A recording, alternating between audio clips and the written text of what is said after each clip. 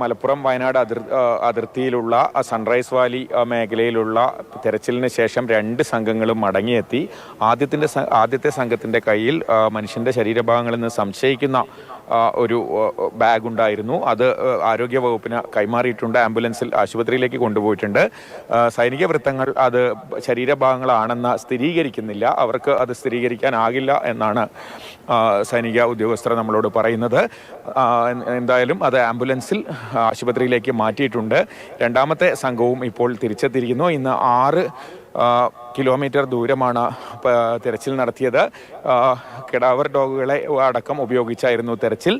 ഈ ദുരന്തവുമായി ബന്ധപ്പെട്ട് തെരച്ചിൽ നടത്തേണ്ട ഏറ്റവും ദുർഘടമായ മേഖലയിലാണ് ഇത്തരത്തിൽ ഈ സൈന്യം ഹെലികോപ്റ്ററിൽ ചെന്നിറങ്ങി തെരച്ചിൽ നടത്തുന്നത്. സൈന്യം മാത്രമല്ല, അവരോടൊപ്പം വനം വകുപ്പും മറ്റ് സേനാവിഭാഗങ്ങളുമുണ്ട്. കാരണം വനംവകുപ്പ് ജീവനക്കാർക്ക് മാത്രമാണ് ആ സ്ഥലത്തെക്കുറിച്ച് കൃത്യമായ ധാരണയുള്ളത്. അതീവ ദുർഘടമായ പ്രദേശമാണ്. പാറക്കെട്ടുകൾ, കുത്തനെ ചെങ്കുത്തായ മലനിരകൾ, അതുപോലെ വനമേഖലയും ചേർന്ന് കിടക്കുന്ന പ്രദേശമാണ്. ഈ വയനാട്ടിലെ മേപ്പാടി ഭാഗത്തു നിന്ന് പോകുന്ന പുഴ സൂചിപ്പാറ വെള്ളച്ചാട്ടത്തിൽ നിന്ന് ഒരുപാട് താഴേക്ക് പതിച്ചാണ് ചാലിയാറിലേക്ക് ഒഴുകിപ്പോകുന്നത്. ആ മേഖലയിൽ മുഴുവൻ പാറക്കെട്ടുകളും വനമേഖലയുമാണ്. അവിടേക്ക് നേരിട്ട് പോയി തെരച്ചിൽ നടത്താനുള്ള ബുദ്ധിമുട്ട് കാരണമാണ് ഇത്തരത്തിൽ 2 ദിവസമായി ഹെലികോപ്റ്ററിൽ തെരച്ചിൽ സംഘത്തെ അവിടെ ഇറക്കി പരിശോധന നടത്തുന്നത്. ഇന്നെന്തായാലും മറ്റ് കൂടുതൽ മൃതദേഹങ്ങൾ കണ്ടെത്തിയതായി ഔദ്യോഗിക സ്ഥിരീകരണമില്ല. പക്ഷേ ശരീരഭാഗങ്ങളിൽ നിന്ന് സംശയിക്കുന്ന ഒരു ബാഗ് ആശുപത്രിയിലേക്ക് മാറ്റിയിട്ടുണ്ട് ആദ്യ സംഘം മടങ്ങിയെത്തിയപ്പോൾ. പൂജ. ശരി, കമലാണ് അതുമായി ബന്ധപ്പെട്ടുള്ള വിവരങ്ങൾ നൽകുന്നത്. സൂചിപ്പാറ ഉൾപ്പെടെ ദുർഘടമായ പല പ്രദേശത്തും തെരച്ചിൽ ഇന്നത്തെ ദിവസവും പുരോഗമിച്ചുകൊണ്ടിരിക്കുകയാണ്. അതിൽ 2 സംഘങ്ങളാണ് മടങ്ങിയെത്തിയിരിക്കുന്നത്. അതിൽ ആദ്യമെത്തിയ സംഘത്തിന്റെ ഭാഗത്ത് ശരീരാവശിഷ്ടങ്ങൾ എന്ന് തന്നെ സംശയിക്കാവുന്ന വിധത്തിൽ ഒരു ബാഗുമുണ്ട് എന്നാണ് കമൽ ഇപ്പോൾ റിപ്പോർട്ട് ചെയ്തുകൊണ്ടിരിക്കുന്നത്. കമൽ, കഴിഞ്ഞ ദിവസം തന്നെ നമ്മൾ കണ്ടതുപോലെ വലിയ ദുർഘടമായ പ്രദേശങ്ങളിൽ, പ്രത്യേകിച്ച് സൂചിപ്പാറ പല മേഖലകളിലൊക്കെ ആണെങ്കിലും നമ്മൾ ഈ ദുരന്ത സമയത്തെ ആ ദൃശ്യങ്ങളൊക്കെ കണ്ടതാണ്, അവിടുത്തെ രക്ഷാപ്രവർത്തനമൊക്കെ കണ്ടതാണ്. അത്രത്തോളം ദുർഘടമായിട്ടുള്ള പ്രദേശമാണ് ഓരോ ഇടങ്ങളിലും. ഈ തിരച്ചിൽ വീണ്ടും നാളെ ഉള്ള ദിവസങ്ങളിലും കൂടുതൽ കാര്യക്ഷമമായി തന്നെ മുന്നോട്ട് പോകല്ലോ. മറ്റൊരു കാര്യം, ഒരു തീരുമാനം ഏതെങ്കിലും വിധത്തിലായോ എന്നറിയാനാണ്. കാരണം കഴിഞ്ഞ ദിവസം മുഖ്യമന്ത്രി പറഞ്ഞിട്ടുണ്ടായിരുന്നു ഈ കടലിലും തിരച്ചിൽ നടത്തും എന്ന രീതിയിലുള്ള ഒരു കാര്യം മുഖ്യമന്ത്രി അറിയിച്ചിട്ടുണ്ടായിരുന്നു. കോസ്റ്റ് ഗാർഡുമായിട്ട് സഹകരിച്ചായിരിക്കും. അതുമായി ബന്ധപ്പെട്ടുള്ള ചർച്ചകളൊക്കെ ഏതെങ്കിലും തലങ്ങളിൽ ഇപ്പോൾ നടക്കുന്നുണ്ടോ? ഉടൻ തന്നെ അതും ഉണ്ടാകുമോ?